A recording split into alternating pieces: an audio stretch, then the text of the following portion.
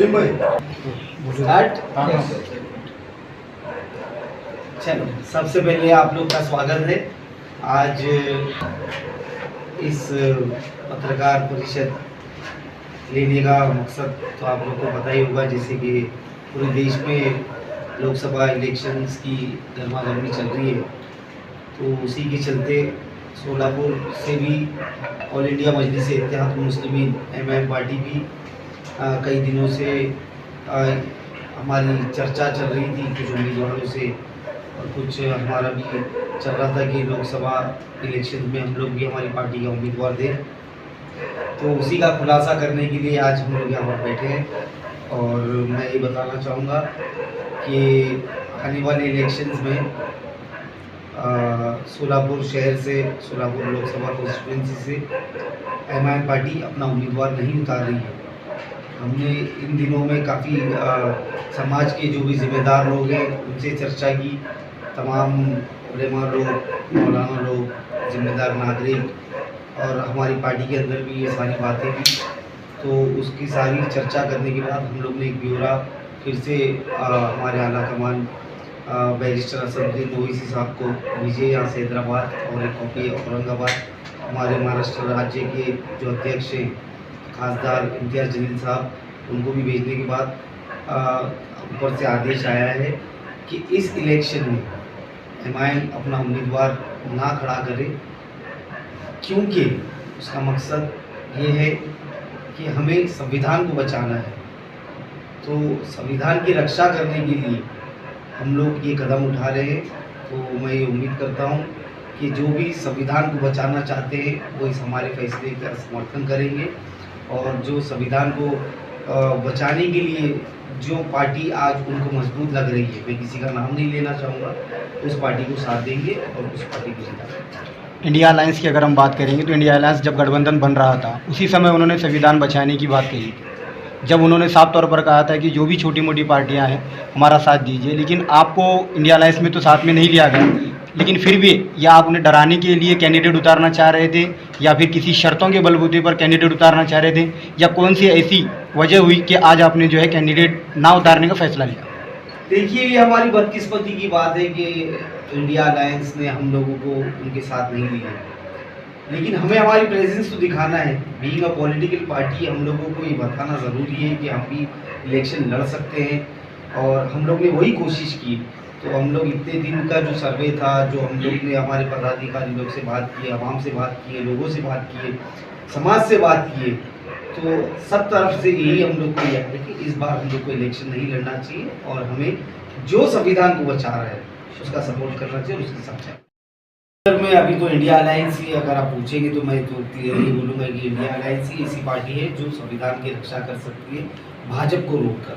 तो डेफिनेटली देखिए, बोलने की कोई ज़रूरत नहीं है। आज दौर अलग है और जनता जागरूक है। मतदार को पहले दिन से ही पता होता है कि उसका कीमती वोट वो किसे डालना चाहिए और किसके हक में यूज़ करना चाहिए। तो हमें किसी को बोलने की ज़रूरत नहीं है। जनता को जो लगता है कि अपनी बेहतरी के लिए फलाना उम्मीदवार या फलाना पार्टी हमारे हक में काम करेगी, वो उसको चुने। साहब तुम उम्मीदवार नहीं मिला ऐसी कोई बात नहीं है।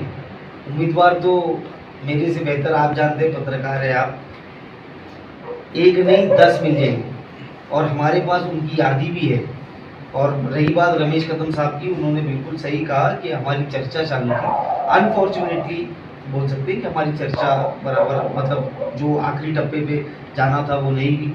लेकिन मैं एक चीज़ बोलना चाहूँगा कि चाहे हमें उम्मीदवार नहीं मिला, आप समझ रहे हो, जो भी है, मुझे एक दोस्त मिल गया रमेश कदम के रूप में, जो कि बहुत अच्छे इंसान है। तो इस लोकसभा इलेक्शन में मैंने रमेश कदम को पाया हूँ, तो हमारी दोस्ती आगे भी बरकरार है।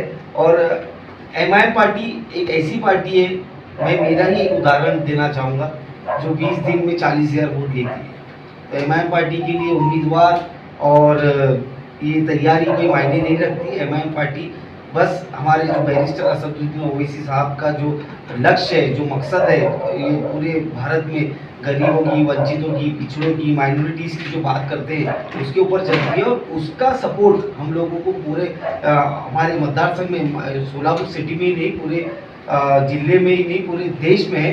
तो हम लोग लड़ सकते थे, लेकिन जैसे कि मैंने बताया, हमारे समाज में स्पेशली हमारे समाज में हम लोग ने बात करने के बाद जो भी जिम्मेदार लोग हैं, जो भी उलेमा लोग हैं, उनकी बात को हम लोग ने मान देते हुए हम लोग ने ये फैसला किया। और मैं नहीं समझता कि मैं इस फैसले से छोटा या बड़ा हो जाऊंगा। जिस फैसले से संविधान बचता है, मेरा समाज खुश होता है, तो उस फैसले में फारूक शाब्दी एक कदम पीछे लेने के लिए हमेशा तैयार है। और वो मैं हमेशा समाज की बेहतरी के लिए जो फैसला लेना है वही संविधान नहीं करता फारूक शाब्दी। ना ही एमआईएम का ये लक्ष्य है कि कुछ शर्त रखो, कुछ कंडीशंस रखो और सामने दोस्ती करो। मैंने आपको बताया कि मैंने संविधान के खातिर, मेरे समाज के खातिर ये फैसला लिया हूँ और दूसरी कोई शर्त नहीं है। और रही बात एमआईएम की, सबसे बड़ी अगर संविधान रक्षक कोई पार्टी है इन इंडियन पॉलिटिक्स, मैं समझता हूँ एमआईएम पार्टी है। और जिसका उदाहरण आप लोगों को बैरिस्टर असदुद्दीन ओवैसी साहब के अनेक भाषणों में, अनेक इंटरव्यूज में मिला होगा। कार्यकर्ताओं को साफ निर्देश है कि वो किसी भी पार्टी को खुलकर ना ही समर्थन दे, ना ही साथ दे। मैंने जैसे आपको बताया, जनता जागरूक है, जनता जानती है कि उसका कीमती वोट किसके हाथ में यूज़ करना है और वो जनता बाखूबी एमआईएम के कार्यकर्ताओं का हो या पूरी टीम का हो, सिर्फ मॉनिटरिंग करेंगे।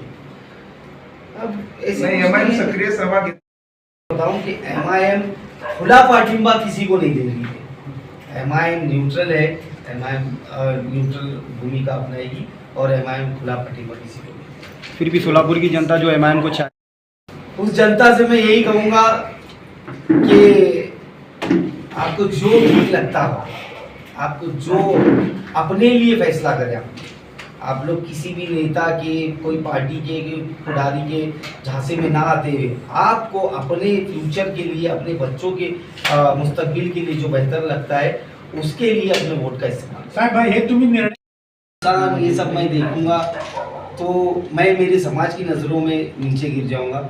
अगर मुझे धोखा है लेकिन मेरे समाज की इज्जत बढ़ती है, मेरा समाज का अगर वर्चस्व बढ़ता है, तो फारूक शाब्दी को वो धोखा मंजूर है और वो धोखा लेने के लिए मैं तैयार हूँ। ऐसी सिचुएशन अभी 6 महीने बाकी है विधानसभा इलेक्शंस को आने, तो उस टाइम पर देखेंगे क्या हालात होते हैं और क्या नहीं होते। विधानसभा की बात विधानसभा के टाइम करेंगे, अभी लोकसभा है। It's better we talk about MIM नहीं राज्य एमआईएम। अभी औरंगाबाद में क्यों दे रहे फिर आप? औरंगाबाद सिटिंग एमपी है ऑलरेडी जहाँ पर हमारा खासदार है। मैं यही बोलना चाहता हूँ जनता को कि एमआईएम जीतने के लिए इलेक्शन लड़ती है, ना कि अपना उम्मीदवार खड़ा करके किसी और पार्टी को, जो लोगों में एक गलतफहमी है कि उसका फायदा उसको होगा, उसके लिए हम लोग इलेक्शन नहीं लड़ते हैं। हम लोग अभी भी सिर्फ 3 सीट पर घोषित हुआ है, एक है औरंगाबाद, एक है हैदराबाद और एक है बिहार में किशनगंज। और ये तीनों सीटों में मैं आज आपको बोल रहा हूँ, ये तीनों सीट हम जरूर जीतेंगे। लेते हैं जब भी कोई पार्टी या कोई इंडिविजुअल कोई फैसला लेता है तो उसके 2 इफेक्ट जरूर दिखते हैं, कुछ अच्छा भी होता है, कुछ बुरा भी होता है। तो वही हम लोग को भी देखने मिला, हमारे पदाधिकारियों उससे भी देखने मिला और हमारे जो भी जिम्मेदार लोग हैं, समाज के लोग हैं, उनसे भी देखने मिला। तो यही सब गेज करना होता है। तो हम लोग ने ठामपने से बोले, मैं आज भी बोल रहा हूँ आप लोग के सामने, हो सकता है अगला लोकसभा इलेक्शन है मैम लड़ेगी। तो ये सिचुएशन को देखते हुए फैसला लेना पड़ता है। कल के दिन अलग सिचुएशन हो सकती है, कल के दिन हमारे फैसले बदल सकते हैं। तो ये पॉलिटिकल पार्टी है और ये जो भी करंट सिचुएशन है उसके ऊपर चलती है। तो मैं समझता हूँ कि हम लोग लड़ना चाहते थे, लेकिन सारी सिचुएशन को एनालाइज करने के बाद हम लोग आज इस फैसले पर पहुँचे कि एमआईएम यहाँ से इलेक्शन नहीं। ठीक है, मैं कॉम्प्लीमेंट की तरह लेता हूँ उनसे, कोई मेरा कोई वो नहीं है, नाराजगी नहीं है। पर ठीक है, अंतर्गत राजकारण आपको सिर्फ एमआईएम ही क्यों दिख रही है मुझे पता नहीं। आप देश की एक पॉलिटिकल पार्टी बता दें जिसमें अंतर्गत राजनीति नहीं होती, कोई आपस में बैर नहीं होता है। कांग्रेस हो, बीजेपी हो, एनसीपी हो, शिवसेना हो और अनेक जितने भी छोटे बड़े पक्ष हैं, उसके अंदर इट्स लाइक अ फैमिली। एक घर में अगर 2-4 भाई रहते हैं तो आपस में झगड़े होते हैं। तो इतना बड़ा राजकारण चलाना, पॉलिटिकल पार्टी चलाना नॉट इजी, तो ये चलते रहता है। तो ये ठीक है, ये इसको आप जैसे